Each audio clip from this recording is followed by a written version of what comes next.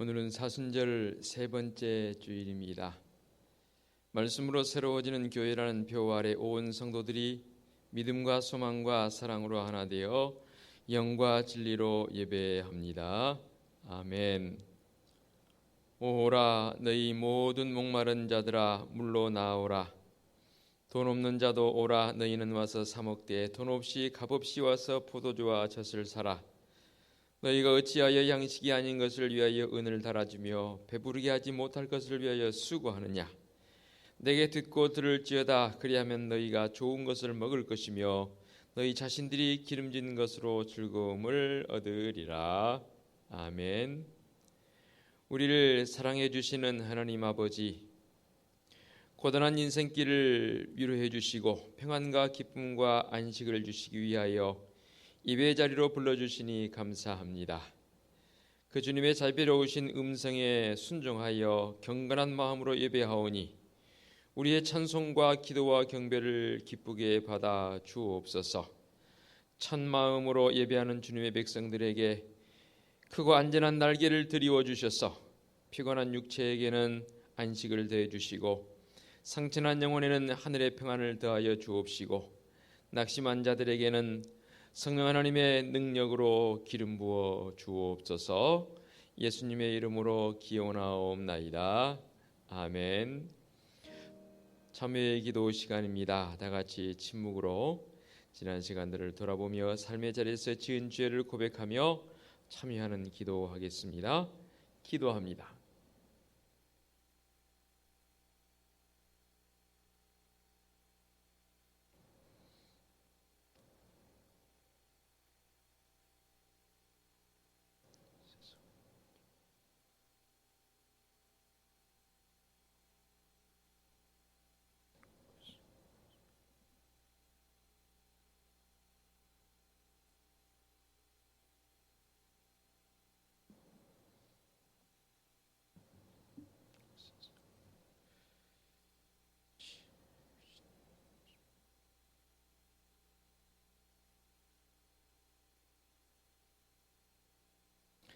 사함의 확신입니다.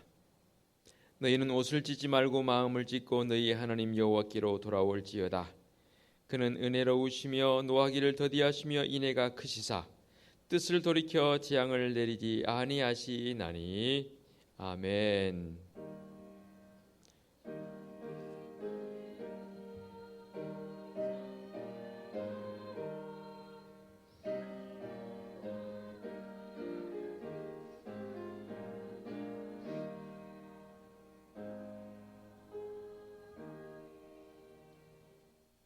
다 같이 자리에서 일어나셔서 찬송가 621장을 부르며 경배와 찬양합니다.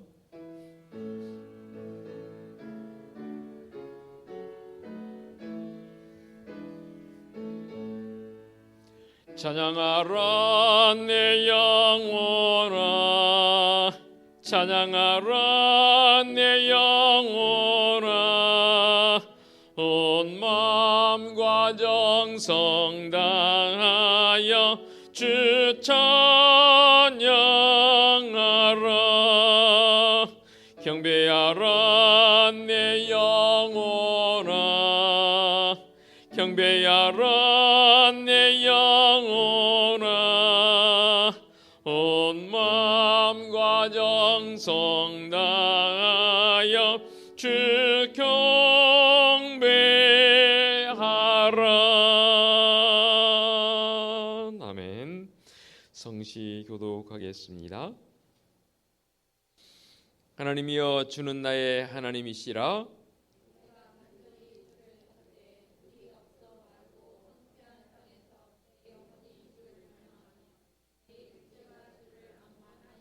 내가 주의 권능과 영광을 보기 위하여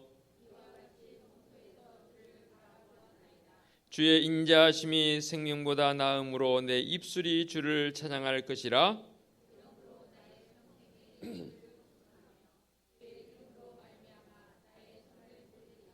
골수에 기름진 것을 먹음과 같이 나의 영혼이 만족할 것이라. 주는 나의 도움이 되셨음이라. 내가 주의 날개 그늘 아래에서 즐겁게 부르리이다. 아멘. 사도신경으로 우리의 신앙을 고백하겠습니다. 나는 전능하신 아버지 하나님 천지의 창조주를 믿습니다. 나는 그의 유일하신 아들 우리 주 예수 그리스도를 믿습니다. 그는 성령으로 잉태되어 동정녀 마리아에게서 나시고 본디오 빌라도에게 고난을 받아 십자가에 못 박혀 죽으시고 장사된 지 사흘 만에 죽은 자 가운데서 다시 살아나셨으며 하늘에 오르시어 전능하신 아버지 하나님 우편에 앉아 계시다가 거기로부터 살아있는 자와 죽은 자를 심판하러 오십니다. 나는 성령을 믿으며 거룩한 공교회와 성도의 교제와 죄를 용서받는 것과 몸의 부활과 영생을 믿습니다. 아멘. 자리에 앉으시기 바랍니다. 찬송가 19장 찬양 드립니다.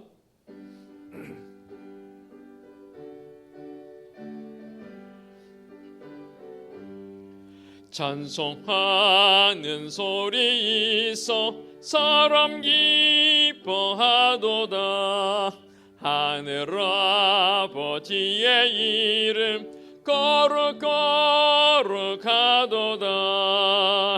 세상 사람 찬양하자. 거룩하신 하나님께 할렐루야 할렐루야 할렐루야 아멘. 하나님의 나라 권세 영원토록 있도다. 하나님의 영광 나라 거룩하도다. 하늘 보좌 계신 주님 세상 주관하시도다. 할렐루야 할렐루야 할렐루야 아멘. 하나님의 크신 섭리 그 뜻대로 되도다. 우리 아버지의 뜻은 거룩하도다.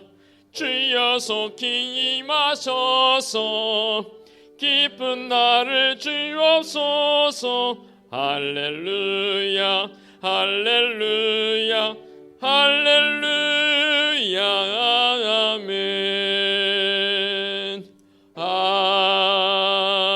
아멘. 기도하시겠습니다.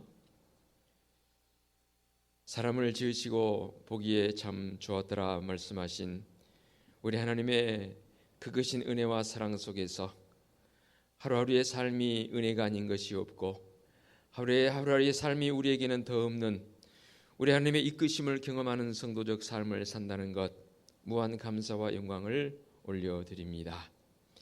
그렇지만 지금 되어진 우리의 주변의 여러 가지 삶의 환경들을 돌아볼 때에 여의치 못해서 마음 졸이며 또 질고를 통해서 마음속에 때로는 두려움과 공포도 있습니다. 주님 앞에 겸비하여 세워진 믿음의 성들의 마음속에 강하고 담대하라 말씀하신 그 말씀을 기억하게 하옵시고 어떤 상황에 있을지라도 하나님의 백성으로서의 모습 잃지 아니하도록 성령 하나님 감동 감화하사 우리의 심령을 우리의 삶의 자리를 지켜주시고 인도하여 주시옵소서. 이 땅에서 우리가 빛된 삶을 산다 하며 소금된 그 삶을 산다고 하지만 우리 하나님의 영광을 구하는 것보다는 우리 개인의 나의 욕심의 영광을 구했던 모습들 이 시간 통해 자복하며 고백하오니 주님 용서하여 주시옵소서. 말씀 앞에 더 진솔하게 해서야 하지만 말씀보다는 세상의 어떤 것에 더 많이 관심을 가지고 있고 주님의 마음을 품어야 하지만 세상의 어떤 다른 것에 마음을 빼앗겨 그 마음을 품고 살았던 우리의 지난 시간들 주님 이 시간 통해 자복하오니 용서하여 주시옵소서. 예배를 통해서 하나님의 임재를 경험하게 하옵시고 예배를 통해서 우리의 삶이 정말로 살아있음을 우리 하나님의 백성됨을 다시 한번 각인하고 확인하는 귀한 시간들이 되게 하여 주시옵소서. 코로나19라는 이 질고를 통해서 세계 도처의 많은 사람들이 이 질고를 통해서 고통 중에 있사옵고 또 이 질병을 퇴치하기 위해서 정부와 여러 의료기관 관계되신 분들이 수고와 헌신을 아끼지 않고 있습니다.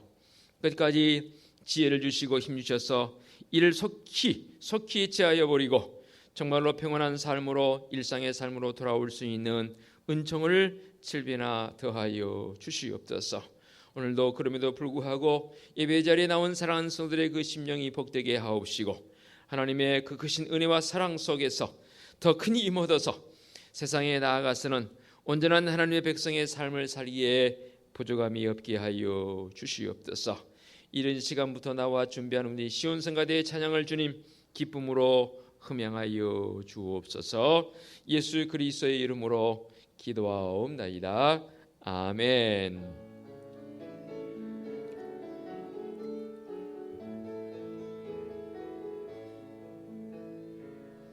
하늘에 계신 우리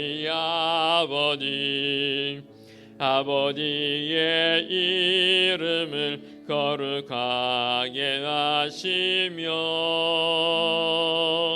아버지의 나라가 오게 하시며 아버지의 뜻이 하늘에서와 같이 땅에서도 이루어지게 하소서. 오늘 우리에게 일용할 양식을 주시고 우리가 우리에게 잘못한 사람을 용서하여 준 것 같이 우리 죄를 용서하여 주시고 우리를 시험에 빠지지 않게 하시고 악에서 구하소서. 나라와 권능과 영광이 영원히 아버지의 것입니다.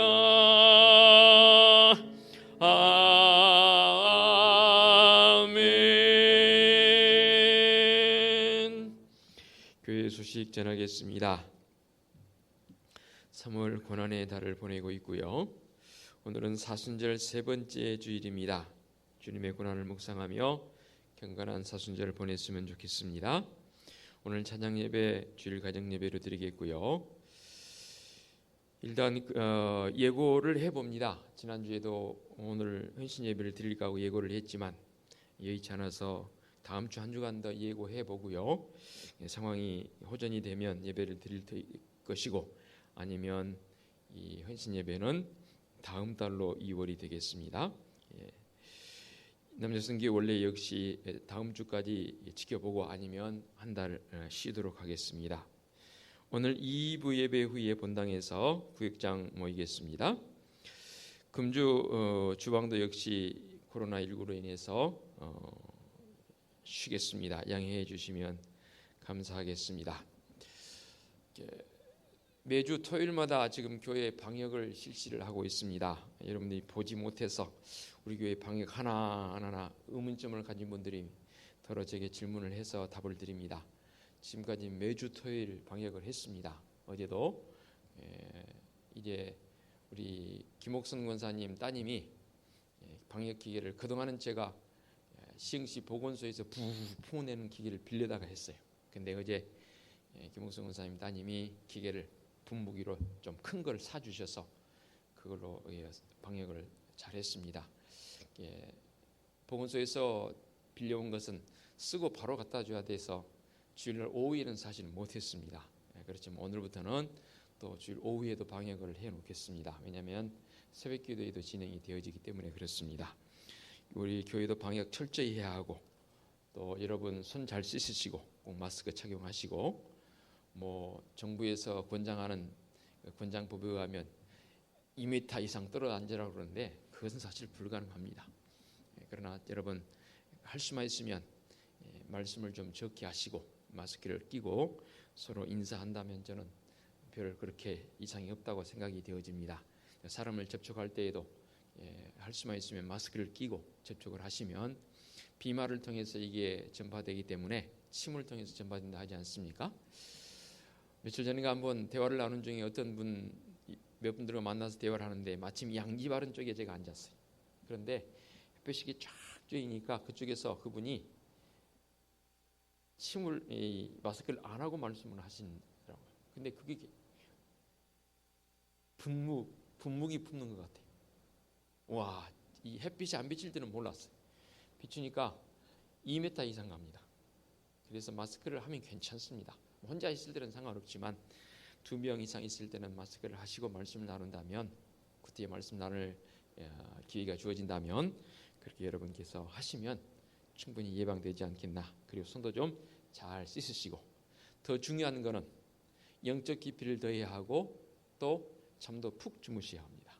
피곤하면 신체적으로 많이 면역이 떨어지게 되면 이도 또 우리에게 다가오는 모습이기 때문에 건강관리 각별히 신경 써주시면 감사하겠습니다. 자, 이제 모두 자리에서 일어날 분위기는 아닌 것 같고 뒤돌아보면서 눈 인사라도 한번 했으면 좋겠습니다.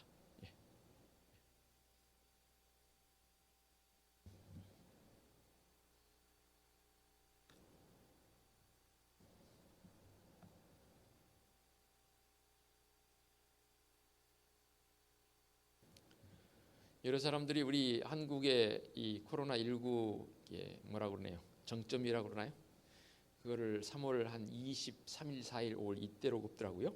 그래서 그때를 정점으로 해서 이제 수그러들지 않겠나 하는데, 그도 지켜봐야 되겠습니다만은 또 우리가 철저히 대비해서 더 이상 더 확장되지 않도록 우리가 더 힘쓰는 그런 수고도 있어야 될 것 같습니다. 또 이럴 때일수록 우리가 남 탓하는 것보다는 우리를 돌아보면서, 나를 돌아보면서 여러분에게 묵혀서 신을 통해서 보내드린 것처럼 많이 염려된 게 뭐냐면, 또 예배 나온 사람은 뭐고 안 나온 사람은 뭐냐, 이게 두 갈래로 나뉠 수가 있어요. 절대 그렇게 나누지 마시고, 또 나온 사람들은 나온 사람대로 은혜가 있고, 그렇지 못한 사람들에 대한 안타까움도 또 우리가 마음을 가지고 함께 할 수 있는 그런 여러분들 되었으면 좋겠습니다. 한 주간 그럼에도 불구하고 더 많이 기도의 모습으로 나갔으면 좋겠습니다. 보온 찬송 633장 찬양 드립니다. 나의 하나님 받으소서, 주께 드리는 이 예물을 소리 높여 감사하로 주께 드리네. 아멘.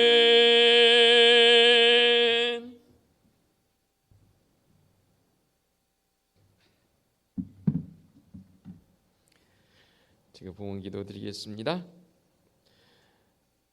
참으로 힘든 상황임에도 우리 하나님의 이끄심과 인도하심이 있기에 이렇게 예배의 자리로 나왔습니다. 그럼에도 감사의 마음을 가지고 우리 주님께 예배합니다. 사랑하는 성도들의 삶의 자리를 더 견고하게 지켜주시며 인도하여 주시옵소서. 아우성하는 이때에 우리는 아우성보다는 주님 앞에 겸비하여 더 많이 감사할 수 있는 믿음의 성도들을 되게 하옵소서. 오늘도 예배하는 성도들 빈손으로 나오지 않고 모든 것이 하나님의 것임을 고백하며 11조 예물을 봉헌합니다. 감사한 일들 그 마음을 가지고 감사 예물도 봉헌하옵고, 선교 예물, 구제 예물, 매주간 건축 예물 봉헌하며 주일 예물을 봉헌합니다. 예물 봉헌은 우리 성도들의 그 손길이 참으로 귀합니다. 복된 손길들인 줄로 믿습니다. 어떤 상황이 있을지라도 그 하나님의 크신 은혜와 사랑을 마음껏 증거해 보일 수 있는 복된 손길들로 세우시며 인도하여 주시옵소서. 올 한 해 동안 우리에게 주신 표처럼 말씀으로 새로워지는 교회로 나가기 위해서 우리 믿음의 성도들을 더 기도하게 하옵시고, 더 능력의 말씀 앞에 진솔하게 서게 하옵시고, 영상 예배와 더불어서 여러 가지 예배적 환경이 여의치 않음에도 불구하고 예배하는 성도들의 모습, 주님 예배의 회복을 통한 삶의 본질적인 모습이 회복되는 은총을 경험하게 하옵시고, 나아가서는 거룩한 성도적 삶을 살아보기에 부족함이 없는 믿음의 성도들의 삶이 되게 하여 주시옵소서. 참으로 이 질고를 통해서 닫혀진 마음들이 열리게 하옵시고, 두려움이 사라지게 하옵시고, 담대함으로 나아가는 믿음의 성도들 더욱 깨어 기도하게 하옵시며, 속한 신뢰에 이 질고들이 물러가고 은혜와 평강의 삶이 회복되게 하여 주시옵소서. 또한 주님의 고난을 묵상하는 사순절 세 번째 주간이 되었습니다. 이 산절 기간에 주님의 고난을 더 나의 고난으로 여기며 묵상하며 깊이 이 고난에 동참하는 성도들 되게 하여 주시옵소서. 굳고지로 섬겨주시는 김혜경 권사님 항상 강건하게 붙들어 주시고 주의 은혜와 사랑을 늘 만끽하며 그 가운데 더욱 하나님 앞에 더 충성되이 나아갈 수 있는 복된 손길, 믿음의 손길 되게 하여 주시옵소서. 육신의 질고로 또 원치 않은 사고로 이렇게 오래도록 병원과 가정과 요양에서 치료받으며 회복 중인 성도들을 주님 그 아픈 부위를 주님께서 어루만져 주시고 상처난 부위를 싸매 주시고 회복시켜 주셔서 우리 주님 앞에 나와 함께 예배할 수 있는 믿음의 역사가 있어지도록 은총 베풀어 주시옵소서.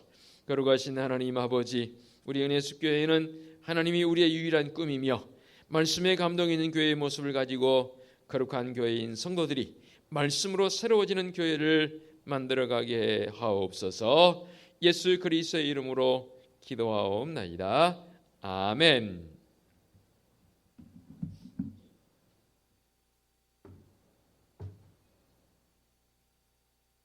하나님께서 이 시간 우리에게 주신 말씀은 구약성경 레위기 11장 45절 말씀입니다.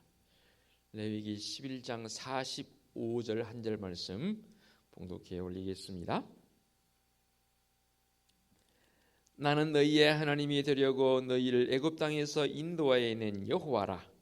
내가 거룩하니 너희도 거룩할지어다. 아멘. 시온성가대 찬양 드리겠습니다.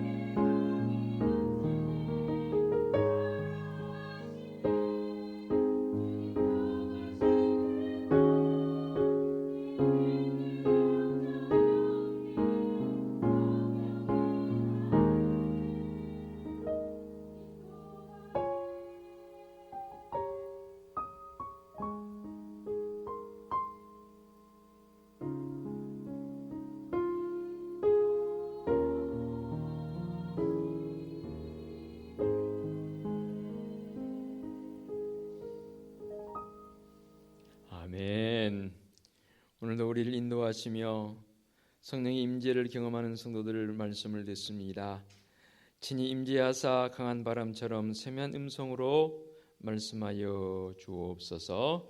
예수 그리스도의 이름으로 기도하옵나이다. 아멘. 지금 우리는 참 어수선한 때를 보내고 있습니다. 그럼에도 불구하고 잘 견뎌오신 여러분 진심으로 더 힘내라고 말씀드리고 싶습니다. 끝까지 잘 견뎌낼 줄로 믿습니다. 더 많이 기도의 모습으로 세워져가는 우리 믿음의 성도들 되었으면 좋겠습니다. 오늘 이 시간 우리에게 주신 이 은혜의 말씀은 딱 한 절만 제가 봉독했지만 너무나 우리에게 잘 알려져 있는 그런 말씀이기도 합니다. 특별히 후반부의 말씀은 내가 거룩하니 너희도 거룩할지어다 라는 이 말씀, 거의 요절 이상으로 우리에게 강하게 기억되어 있는 그런 본문의 말씀이기도 합니다. 이 말씀이 우리에게 주어지게 되는 과정들을 보게 되면 먼저 이렇게 이해를 해보면 좋을 것 같습니다. 모세를 통한 시내산 계약의 말씀이라 그 말입니다. 언약으로 저는 표현을 하는데요. 하나님께서 모세를 이스라엘 백성의 지도자로 삼아주시고 이스라엘 백성들을 애굽에서 데리고 나와서 가나안 땅으로 가는 그런 여정 속에서 직행하지 않고 이제 그들을 광야 40년을 배회하게 만들지 않습니까? 배회하기에 앞서서 시내산으로 백성들을 이끌고 나와서 모세를 이 시내산에서 부르셨습니다. 올라오라는 겁니다. 왜냐하면 하나님께서는 이스라엘 백성들 곧 모세와 언약을 맺기 위함이었습니다. 이를 우리가 신학적 용어로 시내산 언약 또는 시내산 계약 이렇게 표현을 하기도 합니다. 성경은 두 언약으로 이루어져 있지요. 구약적 언약은 옛 언약이라 말하고 신약의 언약은 새 언약이라 말해서 두 언약으로 표현을 합니다. 이름 그대로 구약 성경에서는 가장 중요한 부분은 바로 이 율법입니다. 말씀이지요. 그래서 이 시내산 언약을 통해서 하나님께서 모세에게 이스라엘 백성들에게 말씀을 더해 주셨습니다. 그러면서 하신 말씀이 뭐냐면 바로 내가 거룩하니 너희도 거룩할지어다.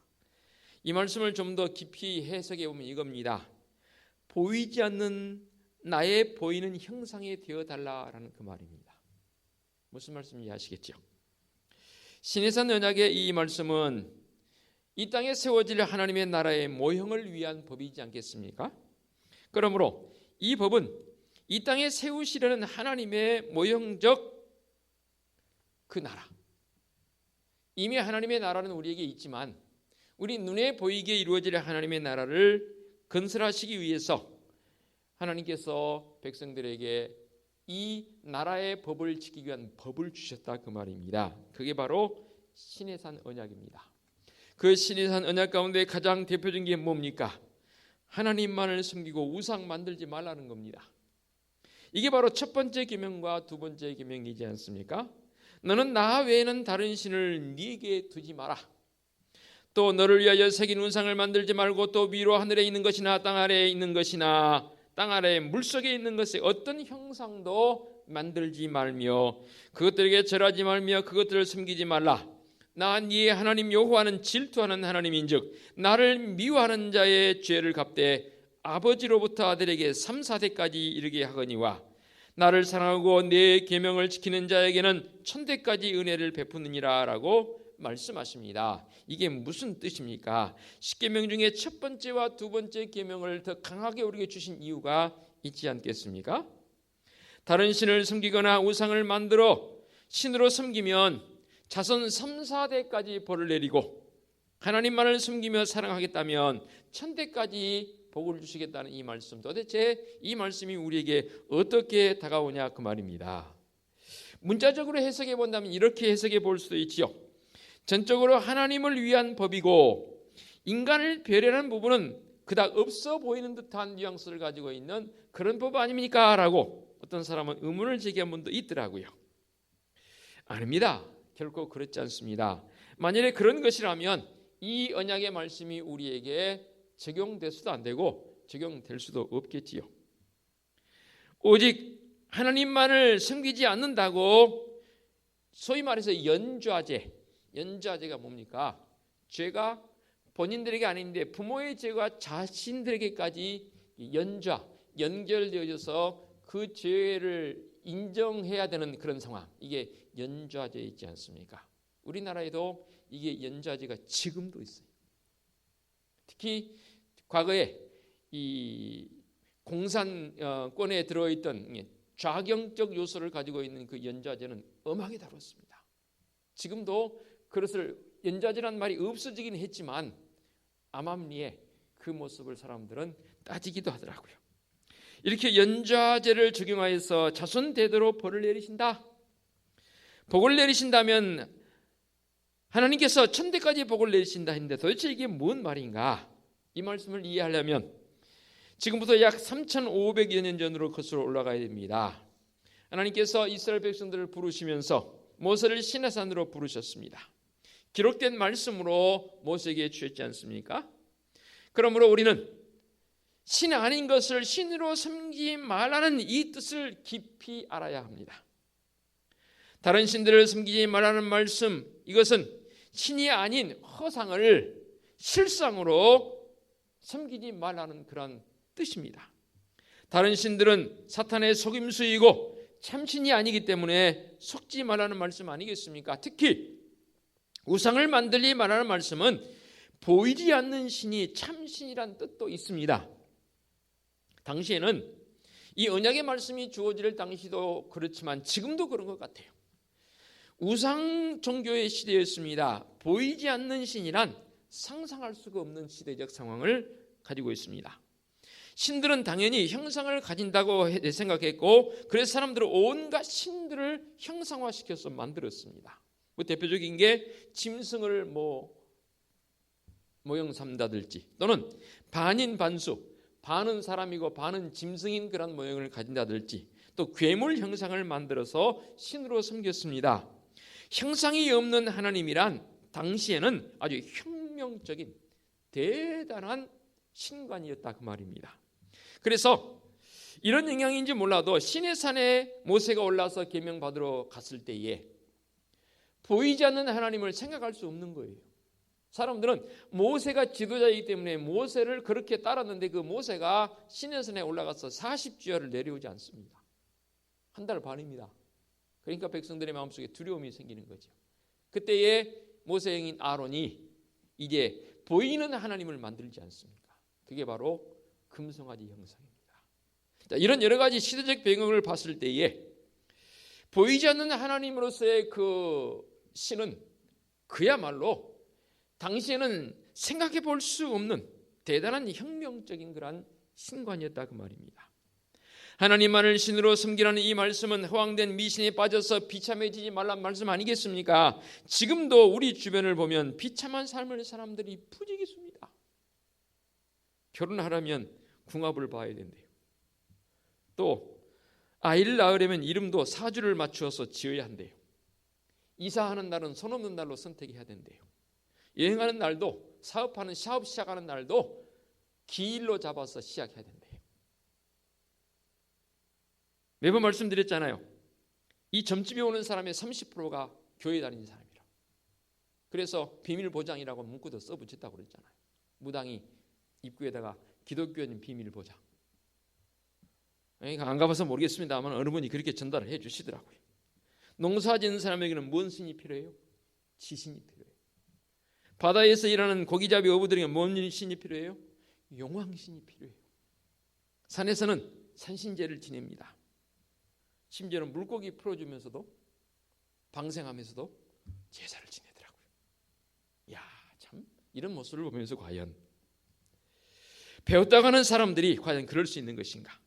심지어 무슨 문제가 생기면 어느 신이 진노를 했으니까 그 신을 달래야 된다는 거예요. 이게 도대체 뭔 말입니까? 고대의 다신 종교에서는 도무지 자기들 마음대로 해볼 수 없는, 아니 미신의 노예가 되어지는 지금도 그런 모습을 우리는 보게 됩니다.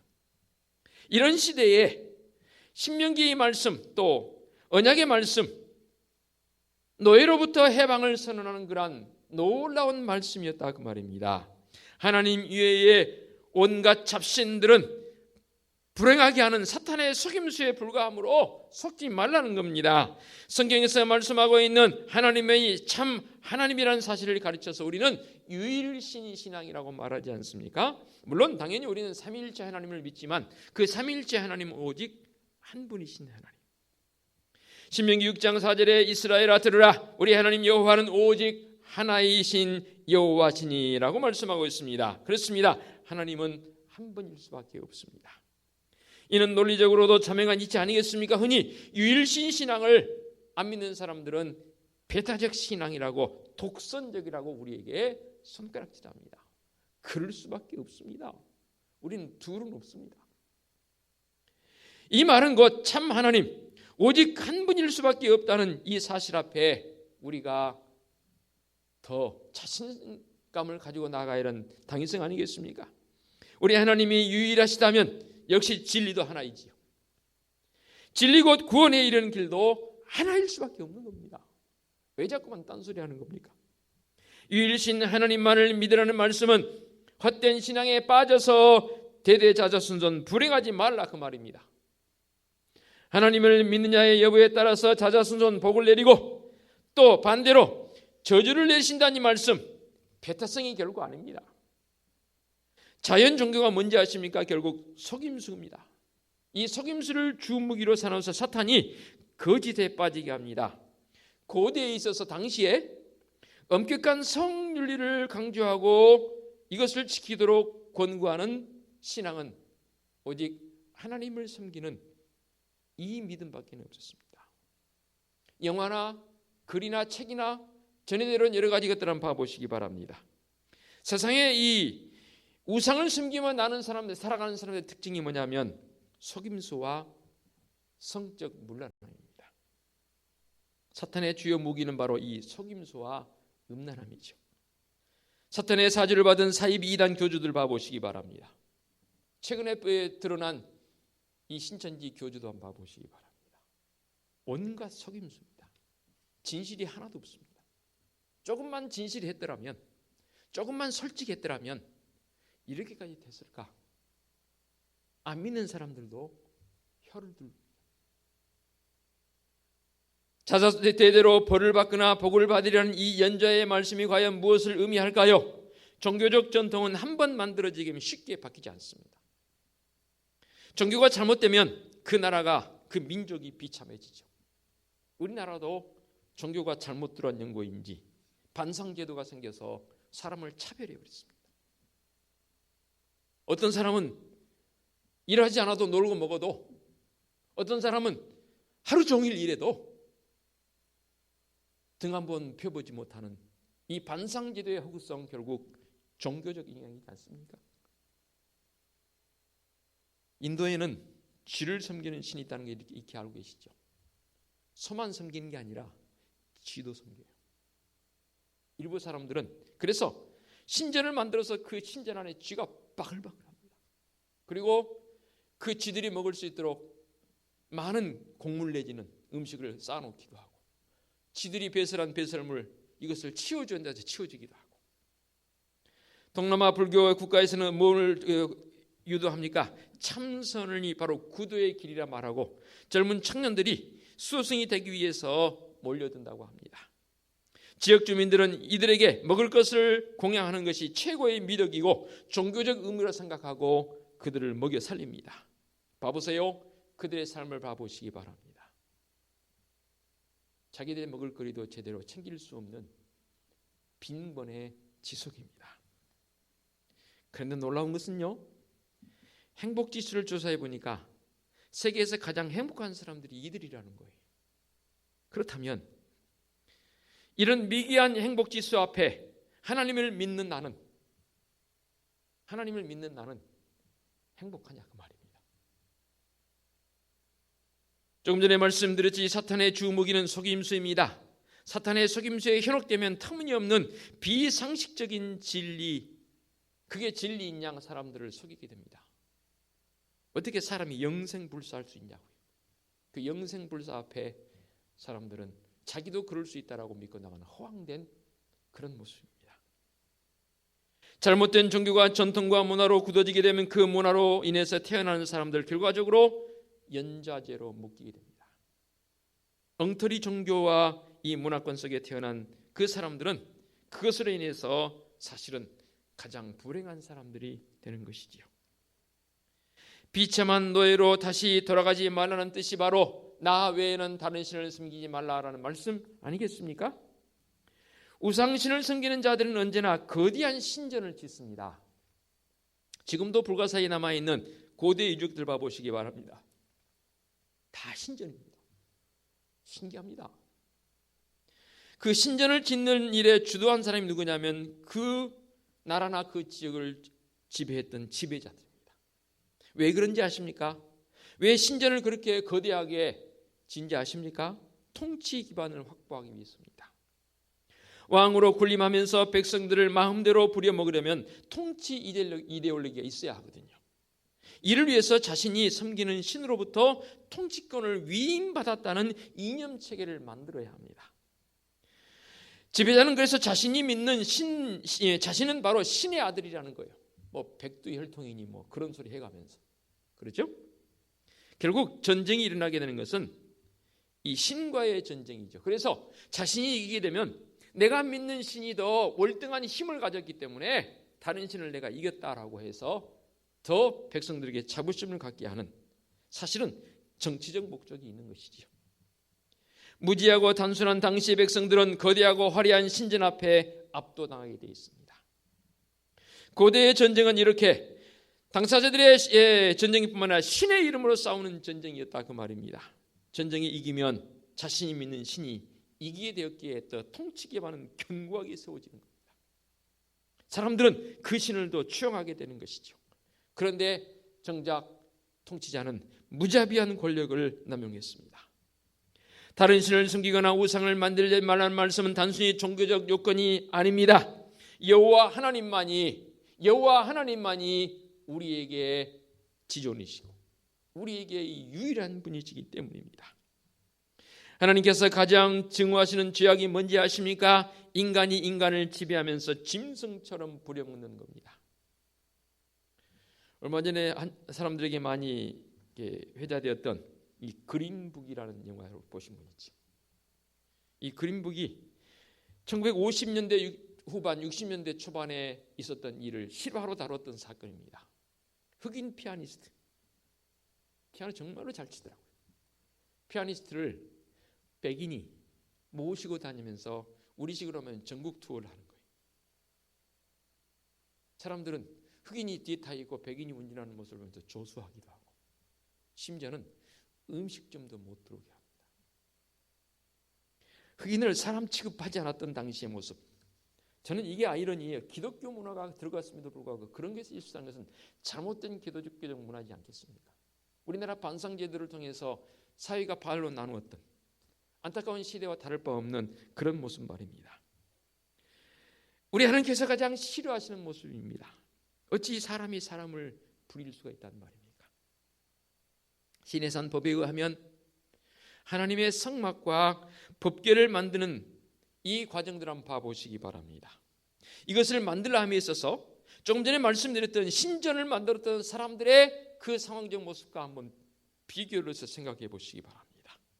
성막은요, 자그마한 천막에 불과합니다. 하나님을 상징하는 법궤는 어떻습니까? 그곳에 겨우 돌 조각 하나 들어갈 수 있는 작은 상자에 불과합니다. 고대 신전과 비교해 본다면 규모나 화려함에 비교가 되지 않을 정도입니다. 그야말로 초라하기 짝이 없습니다. 왜 성막을 이런 식으로 지으라고 하셨을까요? 전적으로 백성들을 배려하는 우리 하나님의 마음 아니겠습니까? 고대 신전을 짓기 위해서, 하나를 짓기 위해서 백성들이 죽도록 고생했습니다.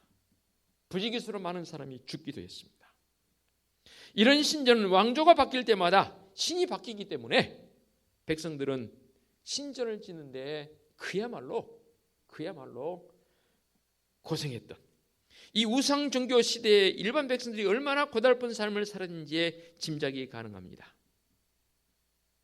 그러므로 성당을 화려하게 지었던 중세 시대의 모습은 이 이방신을 섬기면서 신전을 화려하게 지었던 당시와 다를 바 없는, 그래서 그 화려한 성당들이 지금 유물이 되어져서 그 성당 보러 사실 우리 많이 다니잖아요. 저도 가보니까 진짜 화려하더라고요. 와, 이렇게 화려할 수가 없습니다. 그것이 과연 그래서인가요? 중세시대 때에는 타락할 수밖에 없는 그런 모습이었습니다. 그런데 다윗이 성전을 짓기를 원했습니다. 하나님, 성전을 지었으면 좋겠습니다. 하나님께서 성전을 허락지 않으십니다. 물론 준비는 했지만, 그리고 솔로몬이 성전을 지었습니다. 화려함 자체였습니다. 그 솔로몬 성전이 지금도 우리에게 있나요? 없어요. 하나님께서 무너뜨려 버렸습니다. 그리고 그 솔로몬 당시의 성전에서 어떤 사건이 일어났습니까? 온갖 추잡한 행동들이 이 성전 안에서 일어났습니다. 하나님께서 그 성전을 놔두실 리 없습니다. 무너뜨려 버리십니다. 그리고 나라를 두 개는 나누어 버리십니다. 무슨 결과입니까? 바로 우상 숭배 때문입니다. 이런 대형 토목공사가 일어나게 되면, 그랬던 결과로 북이스라엘은 결국 하나님으로부터 어마어마한 벌을 받지 않습니까? 하나님께서 진정으로 요구하시는 것은 무엇입니까? 오늘 말씀의 제목처럼 내가 거룩하니 너희도 거룩하라 말씀하십니다. 거룩한 삶이란 어떤 것을 말하나요? 무엇이 거룩이나요? 성경에서 말하는 이 거룩한 삶은 어떤 것에서 물들지 않는 순수함 아니겠습니까? 곧 구별된 거 아니겠습니까? 달리 표현하면 맑음 아니겠습니까? 제가 그래서 이런 글을 지어본 적이 있습니다. 한번 제가 찍은 글입니다. 제목은 맑음입니다. 언젠가 한번 제가 말씀드린 기억이 있는데요. 맑음이 무엇이든가요? 깨끗함입니다. 하나님과 사람 모두가 이 맑음을 좋아합니다. 영혼의 맑음, 생각의 맑음, 언어의 맑음, 행동의 맑음 등 이 맑음을 신앙의 용어로 바꿔보면 거룩입니다. 내가 거룩하니 너희도 거룩하라 말씀하신 하나님, 오늘 우리의 맑음을 위해서 주님께서 십자가에 못 박히셨습니다. 주님의 십자가로 인해서 내가 계속 맑기를 원합니다. 나의 나됨을 십자가의 예과기를 거쳐보기를 원합니다. 십자가 예과기를 거치면 순수한 맑음이 되리라 확신합니다. 결코 잊지 말아야 할 것이 있다면 이 맑음에 잡티가 섞이면 금방 그 잡티가 보인다는 사실입니다. 그래서인가요? 성도가, 교회가 조금만 그릇된 행동으로 나가게 되면 오히려 세상 사람들이 더 강력하게 반발합니다. 왜 그렇습니까? 안 믿는 사람들도 이 맑음을, 거룩을 좋아하거든요. 그것에 뭔가가 묻어 있으면 사람들은 다 떼내려고 해요. 까만 옷 입었을 때 뭐가 묻는가 하고 하얀 옷 입었을 때 뭐가 묻었을 때 사람들은 어떤 반응이 일어나나요? 까만 옷 입은 상태에서 뭐가 묻으면 사람들이 몰라요. 근데 하얀 옷에 뭐가 딱 묻었을 때는 사람들이 접근해서 그것을 떼내려고 해요. 믿는 사람이건 안 믿는 사람이건. 이게 거룩의 특성입니다. 이게 우리 하나님이십니다. 나 외에 다른 신을 섬기지 말라는 말씀에 이런 상황적 의미가 들어있다, 그 말입니다. 종교 다원주의를 살아가고 있습니다. 하나님께서 정해놓으신 이 동물 제사, 그것을 봐서도 이것은 분명히 구별되어집니다. 번제는 우리의 죄를 온전히 회개하며 하나님 앞에 드리는, 온전히 다 불살라 드리는 번제가 있고요. 또 제사적 특징을 보게 되면 크게 화목제가 있습니다. 화목제의 특징은 어떤 건가요? 화목제는 크게 세 가지로 나누어집니다. 일부는 떼서 불살라 드리고, 일부는 몫이 제사장에게 들어가고, 그 일부는, 사실 일부 가운데 다수는 다시 제사를 드리는 그 사람에게 돌아오는 것을 보게 됩니다. 그래, 화목제 내지는 속건제 내지는, 이 화목제의 특징이 뭐냐면 내장은 떼어서 그 기름과 함께 불살라서 태워서 드리고, 그 가운데 일부 몫은 제사장의 몫으로 떼어서 드리고, 다수입니다. 그 가운데 목선, 그 제사를 드리는 사람과 그의 가족들이 함께 그것을 나누어서 먹게 되어 있는 게 화목제적 특성입니다. 저는 이 레위기법에 나와 있는 이 제사적 상황을 굉장히 개인적으로 많이 연구를 했고 또 그것에 대한 나름대로의 어떤 그 설교적 프라이드를 가지고 있습니다. 이렇게 우리 하나님께서 제사법을 구별하여서 우리에게 이렇게 행하라는 이유는 무엇입니까? 철저한 우리를 향한 하나님의 배려입니다. 특히 화목제나 수건제를 통해서 제사 드리는 방법 가운데에서는 내장과 기름은 떼서 불살라 드립니다. 우리나라 사람들만 내장을 먹지 외국 사람은 내장 안 먹더라고요. 그렇죠?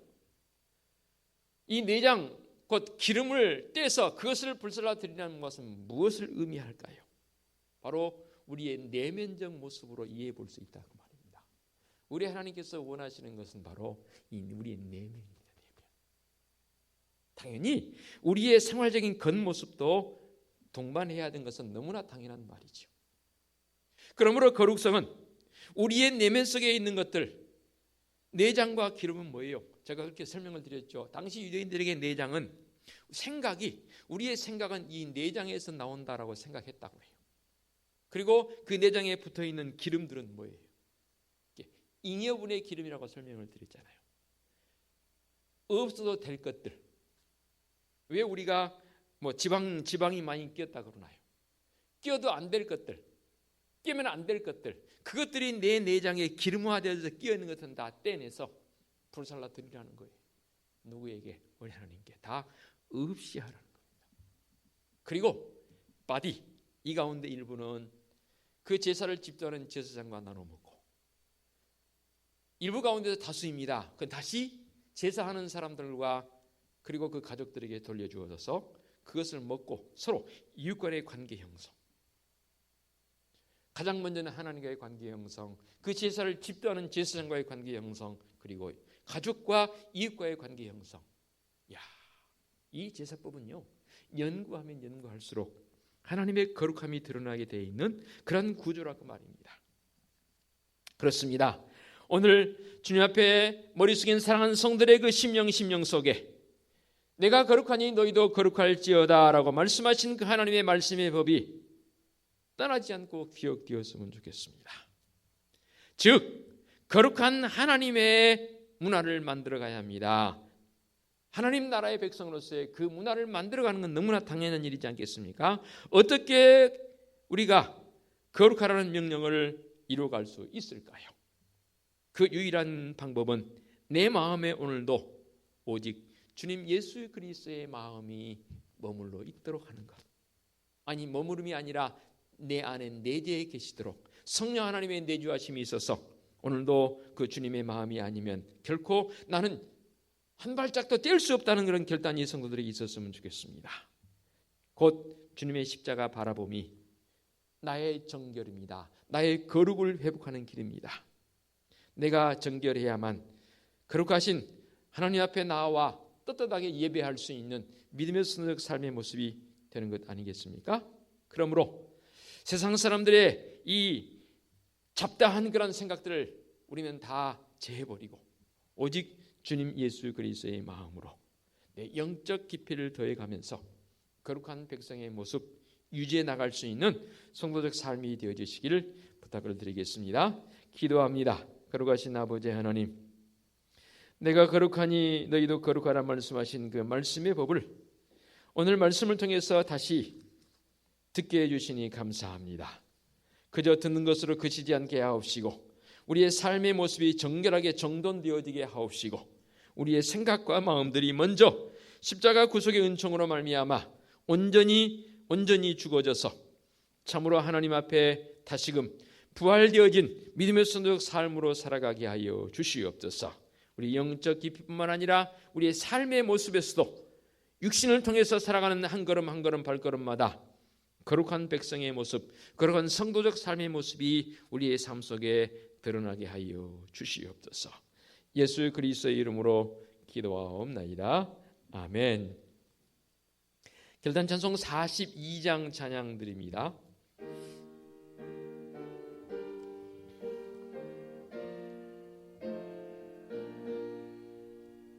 거룩한 주님께 예배를 드리세.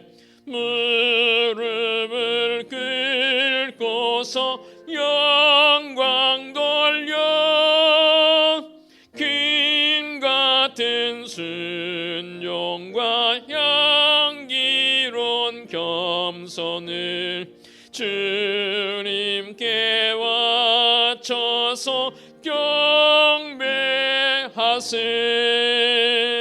주 앞에 삼가서 겸손히 행하면 주 나를 언제나 돌보시리.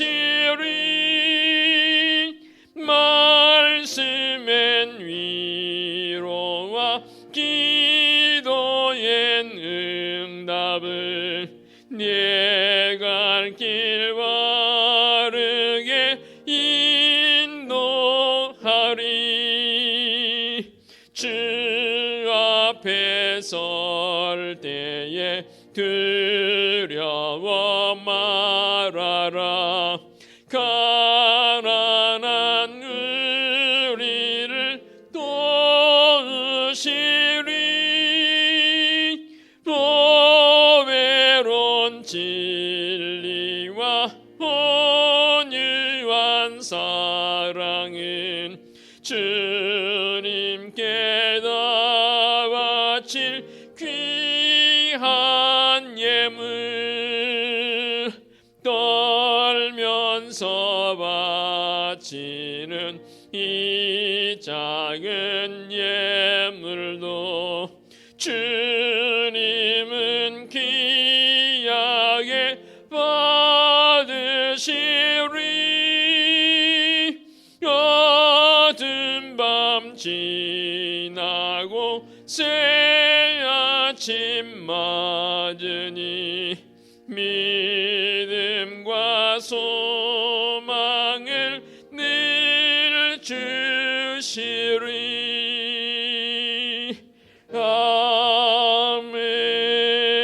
아멘. 오늘의 위탁의 말씀입니다. 나는 너희의 하나님이 되려고 너희를 애굽 땅에서 인도하여낸 여호와라. 내가 거룩하니 너희도 거룩할지어다. 아멘. 우리 주님 예수 그리스도의 은혜와 하나님 아버지의 지극하신 사랑하심과 성령님의 인도하시며 교통하심이 그래도 거룩한 성도적 삶을 살기를 몸부림하며 그 주님 앞에 더 겸비하여 세워지기를 원하는 사랑하는 성도들 머리 위에와 성도들의 가정과 사업장과 직장 위에와 우리 교회 위에와 이 민족 위에 이제와 영원토록 함께 하시기를 축원하옵나이다. 아멘.